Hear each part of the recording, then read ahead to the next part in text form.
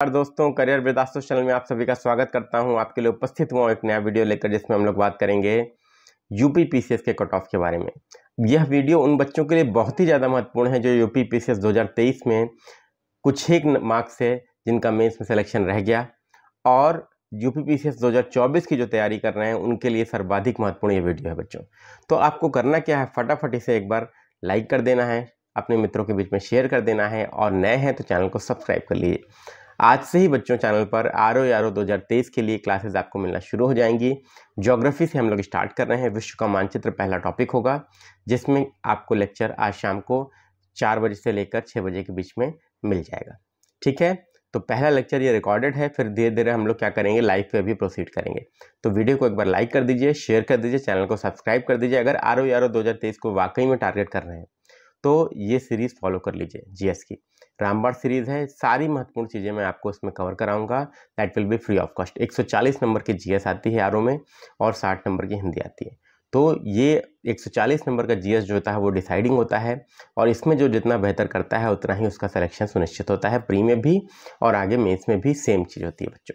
ठीक है, और यूपी पीसीएस 2024 के लिए बच्चों और आरओ 2023 के बच्चों के लिए ये सर्वाधिक महत्वपूर्ण वीडियो है कट ऑफ का।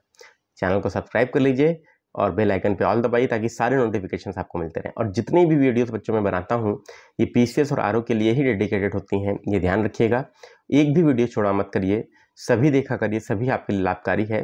और मोटिवेशन वीडियो भी रहता है बच्चों, और स्ट्रैटेजी का वीडियो भी रहता है, और आज से आपको रेगुलर क्लासेस का भी वीडियो मिलना शुरू हो जाएगा। ठीक है, चलिए तो देखते हैं। सबसे पहले देखते हैं यूपी पीसीएस 2022 का कट ऑफ क्या रहा बच्चों, जो आयोग ने जारी किया कल।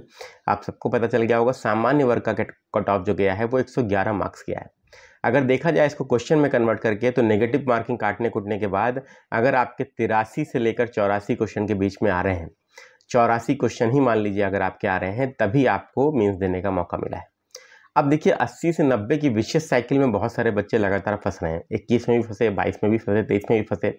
बहुत सारे बच्चे ऐसे भी हैं जिनका 1 नंबर से सिलेक्शन रह गया, 0.5 नंबर से सिलेक्शन रह गया, 2 नंबर से सिलेक्शन रह गया। उनसे मैं गुजारिश करूंगा बेटा कि आप सभी लोग जो है बिल्कुल भी परेशान ना हो, बिल्कुल भी निराश ना हो। निराश कतई नहीं होना है, देखिए, क्योंकि असफलता ही आपकी सफलता की सीढ़ी सुनिश्चित करती है, ये हमेशा याद रखिएगा। और सफलता अगर आपको मिली है तो वो आपको क्या करने के लिए, सिखाने के लिए कि आप सफल कैसे होंगे। असफलता का विश्लेषण करिए, क्यों आप लगातार जो है 80 से 90 के बीच में आ रहे हैं, क्यों आप 83 क्वेश्चन, 84 क्वेश्चन, 85 क्वेश्चन, 86 क्वेश्चन पर लगातार जो है फंस जा रहे हैं। तो मैं आपसे यही बोलूँगा कि आप सभी लोग जो है विश्लेषण करिए, और विश्लेषण करेंगे तो आपको 2 चीज़ें समझ में आएंगी बेटा। एक सामान्य चीज़ है, जो बच्चों का लगातार फ़ोन भी आता है, मैं बच्चों से बोलता हूँ कि क्या कमी रह गई, बच्चे पूछते हैं। तो कमी कुछ नहीं है बेटा, कमी और केवल एक चीज़ की है कि 2 स्टैंडर्ड रूल्स हैं जो आपको फॉलो करने हैं। देखिए यूपी पीसीएस के लिए आपको प्री और मेंस का इंटीग्रेटेड अप्रोच लेके चलना है। पहली बात देखिए, मेंस का सिलेबस जब आप पढ़ लेंगे तो प्री के जो फ्लॉज होते हैं, छोटी छोटी कमियां होती हैं, वो आपकी अपने आप दूर हो जाती हैं। GS1, GS2, GS3 का जो सिलेबस है वो इसीलिए बनाया ही गया है कि हिस्ट्री का GS पेपर 1 में क्या है, हिस्ट्री, ज्योग्राफी है, सोसाइटी है। GS पेपर 2 में क्या है, पॉलिटी है, इन्वायरमेंट, पॉलिटी है, IR है और गवर्नेंस है। GS पेपर 3 में क्या है, इकॉनमी है, साइंस टेक है, इन्वायरमेंट है, इंटरनल सिक्योरिटी है, ये सारी डिजास्टर मैनेजमेंट है। तो ये सारी टॉपिक्स इसलिए बनाए ही गए हैं बच्चों कि GS प्री का जो सिलेबस है वो आपका इसी में कवर हो जाता है। तो आपको सबसे पहले क्या करना है, मेंस का सिलेबस उठाना है, प्रीवियस ईयर क्वेश्चन प्री के भी ले लेने हैं और मेंस के भी ले लेना है। तो सभी बच्चे लोग क्या करिए, सबसे पहला रूल ये फॉलो करिए, अभी आपके पास समय है, 2024 के बच्चे जो हैं उनके लिए एनसीईआरटीज जो है, जो मैंने आपको बताई हैं, लगातार बताई हैं, एनसीईआरटीज आपको क्या करना है बेटा, एनसीईआरटीज को एक बार सबसे पहले आपको पढ़ लेना है। किस कौन कौन सी एनसीईआरटीज पढ़ेंगे, तो इतिहास के लिए बेटा आपको पढ़नी है 11th और 12th क्लास की ओल्ड एनसीईआरटी, एंशिएंट हिस्ट्री की, मेडिवल हिस्ट्री की और मॉडर्न हिस्ट्री की। इसके बाद बच्चों अगर बात किया जाए, ज्योग्राफी के लिए 6 से 12 की एनसीईआरटी पढ़ लीजिए। इसके बाद आपको पढ़ना है, साइंस की बात करें तो 6 से 10 की नई एनसीईआरटी आपको पढ़नी है बच्चों।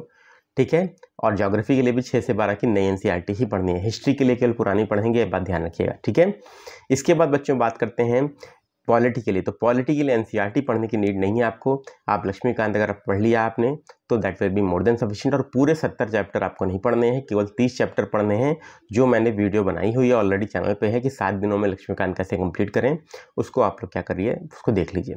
ठीक है, इसके बाद स्पेक्ट्रम मॉडर्न इंडिया के एनसीईआरटी आप अगर आप पढ़ना चाहते हैं तो पढ़ें, बिपिन चंद्रा जी ने लिखी है, या तो आप स्पेक्ट्रम पढ़ सकते हैं। स्पेक्ट्रम की बुक मैं रिकमेंड करूंगा पढ़ने के लिए। क्यों? क्योंकि लगातार बच्चों उसी से क्वेश्चन लगातार बन रहे हैं और अभी भी सीधे क्वेश्चन उसी से बन के एक दो क्वेश्चन ऐसे बना दिए जा रहे हैं जो नॉर्मल आपको घटना चक्र और अन्य सोर्सेज में नहीं मिलेगा, और वही 1-2-3 मार्क्स जो है 1-2-3 क्वेश्चन जो होता है वो डिफरेंस क्रिएट कर देता है आपके सेलेक्ट होने में प्री में और ना सेलेक्ट होने में। तो ये बात ध्यान रखिएगा, स्पेक्ट्रम आपको पढ़ लेना है। और इतिहास कैसे पढ़ें ये मैंने इसके लिए एक स्ट्रेटजी वीडियो भी बनाया हुआ है। स्पेक्ट्रम के इंपॉर्टेंट चैप्टर्स भी मैंने आपको बता दिए हैं, कैसे पढ़ना है वो भी बता दिया है, उस वीडियो को चैनल पे आप देख लीजिए। इसके बाद बच्चों इतना महत्वपूर्ण वीडियो है, सब्सक्राइब तो एक बार चैनल को कर ही दिया हो, कर दीजिएगा जिन्होंने नहीं किया है, और लगातार चैनल पे बने रहिए, ठीक है। इसके बाद आ जाते हैं बच्चों हम लोग इतिहास भूगोल हम लोगों ने देख लिया, संविधान देख लिया और हम लोगों ने विज्ञान देख लिया। अब बात कर लेते हैं बच्चों इकोनॉमी की। तो इकोनॉमी के लिए आपको कुछ भी नहीं करना है। इकोनॉमी के लिए बजट, इकोनॉमिक सर्वे और गवर्नमेंट स्कीम्स, इतना अगर कर लेंगे तो आपका काम हो जाएगा, ठीक है। अब आ जाते हैं इन्वायरमेंट पर। तो इन्वायरमेंट के लिए आप जो न्यूज़पेपर पढ़ रहे हैं, जो करंट अफेयर की वीडियो आपको मैं चैनल पे मिलती है वो देख रहे हैं, वो करंट ओरिएंटेड चीज़ें ही पूछी जाती हैं, उससे आपका काम हो जाएगा। अगर आप पढ़ना चाहते हैं तो परीक्षा वाणी की बुक पढ़ सकते हैं हिंदी मीडियम वाले, और शंकर आईएएस का मटेरियल पढ़ सकते हैं इंग्लिश मीडियम वाले, ठीक है। एक स्टैंडर्ड तैयारी करिए बेटा। देखिए शॉर्टकट में तैयारी नहीं होगी। अगर कोई आपसे बोलता है कि घटना चक्र केवल पढ़ने से आज की डेट में आपका सिलेक्शन हो जाएगा, तो वो भी पूर्णतः गलत है। मैं ये नहीं कहूँगा कि घटना चक्र मत लगाइए, लेकिन पहले स्टैंडर्ड सोर्सेज को पढ़िए, एनसीईआरटी को पढ़िए, स्पेक्ट्रम को पढ़िए, लक्ष्मीकांत को पढ़िए। जब तक स्टैंडर्ड बुक्स और एनसीईआरटीज को नहीं पढ़ेंगे बेटा, तब तक आपके लिए बहुत समस्या आएगी। बार बार इसी 80 से 90 वाली विषय साइकिल में कुचक्र में आप फंसेंगे, ठीक है। तो उस कुचक्र में नहीं फंसना है। बार बार फंसेंगे 1, 2, 3, 4, 5 साल आपके जीवन कैसे निकल जाएंगे, आपको लगेगा नहीं कि क्या कमी रहेगी। कमी यही है कि पहले तो एनसीईआरटी और स्टैंडर्ड बुक्स को कंप्लीट करना है। उसके बाद बच्चों आपको क्या करनी है कि करंट अफेयर का आपको जो है सीधे सीधे शुरुआत से ही क्या करना है, साथ लेकर चलना है। कैसे साथ लेंगे? न्यूज़पेपर आप सबको पढ़ना है, चाहे वो हिंदी माध्यम के बच्चे हों चाहे इंग्लिश मीडियम के बच्चे हों। हिंदी माध्यम वाले दैनिक जागरण, जनसत्ता पढ़ सकते हैं। इंग्लिश मीडियम वाले आप पढ़ सकते हैं द हिंदू या इंडियन एक्सप्रेस। पढ़िए और डेली 5 हेडलाइन जो है अपनी नोटबुक में नोट करिए। और करंट अफेयर का जो वीडियो चैनल पे आपको मिलता है बच्चों, उसमें मैं क्या करता हूँ, प्री के भी फैक्ट्स आपको बताता हूँ, मेंस के भी फैक्ट्स बताता हूँ। तो जो भी वीडियो आपको चैनल पर मिल रहा है उसमें प्री के लिए नोट्स और मेंस के लिए नोट्स आपको अलग से मिल रही है, उसको आप क्या करिए अपनी नोटबुक में नोट कर लीजिए। और करंट अफेयर आपका इतने से हो जाएगा। और स्टैंडर्ड बुक्स एनसीईआरटी, ये जो 6 महीना है बच्चों, जुलाई से लेकर दिसंबर तक का, ये आपको पहले ये काम करना है। इसके बाद 1 जनवरी से आपको क्या करना है बच्चों, केवल और केवल प्रीलिम्स पे फोकस हो जाना है। और मेंस आपका कंप्लीट हो चुका होगा, करंट अफेयर आप लगातार पढ़ ही रहे हैं। और अब तीसरा पिलर आता है तैयारी का। पहला पिलर करंट अफेयर हो गया, दूसरा स्टैंडर्ड बुक्स एनसीईआरटी, और तीसरा पिलर आपका है प्रीवियस ईयर क्वेश्चन और मॉक टेस्ट।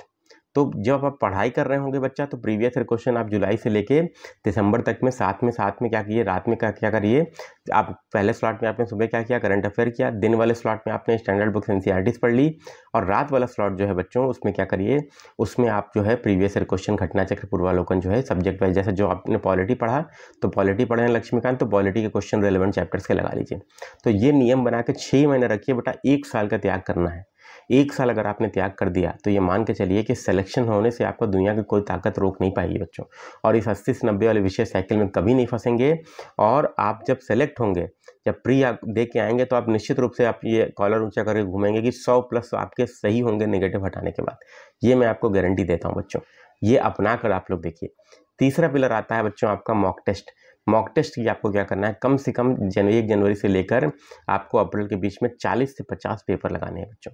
कहीं भी जाइए, कोचिंग सेंटर में जाइए, मार्केट में जाइए, बुक शॉप में जाइए, आप 20 टेस्ट फुल लेंथ, एक कोचिंग सेंटर के, दृष्टि आईएएस के 20, आप धी आईएएस के 20, आप क्या करिए जीएस फट के या 10 ले लीजिए। तो 50 टेस्ट पेपर ले लीजिए, 50 से 60, और ये तीनों ही पेपर आप क्या करिए, लगा डालिए।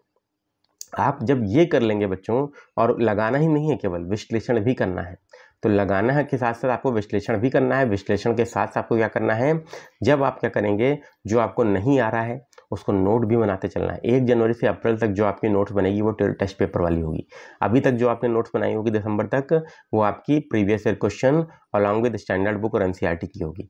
तो 2 नोट्स आपके पास होंगी, एक स्टैंडर्ड बुक एनसीईआरटी की, और दूसरा आपके पास नोट्स होगी बच्चों मॉक टेस्ट की। तो जो मॉक टेस्ट वाली नोट्स होगी बच्चों, वो क्या होगी, और एनसीईआरटी वाले नोट्स, ये दोनों मिलाकर आपको सिलेक्शन दिलाएंगी।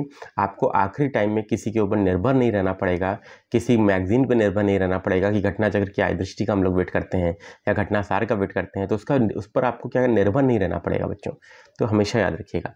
और आप सभी लोगों के लिए 3 पिलर्स बहुत इंपॉर्टेंट है। पहला आपका क्या हो गया बच्चों, पहला आपको क्या पढ़ना है, पहला आपको मैंने बताया एनसीईआरटी तो रेफरेंस बुक जरूर पढ़ लीजिए। लक्ष्मीकांत क्यों नहीं पढ़ेंगे या स्पेक्ट्रम क्यों नहीं पढ़ेंगे, बिल्कुल पढ़िए। ये जिद कतई मत पालिए कि मेरे को तो आता है मैं क्यों ही पढ़ूँ, पढ़ लीजिए, क्योंकि 1-2 क्वेश्चन 3 क्वेश्चन ही प्रीलिम्स में सिलेक्शन आज की डेट में रोक रहे हैं और प्रीलिम्स में सिलेक्शन करवा रहे हैं।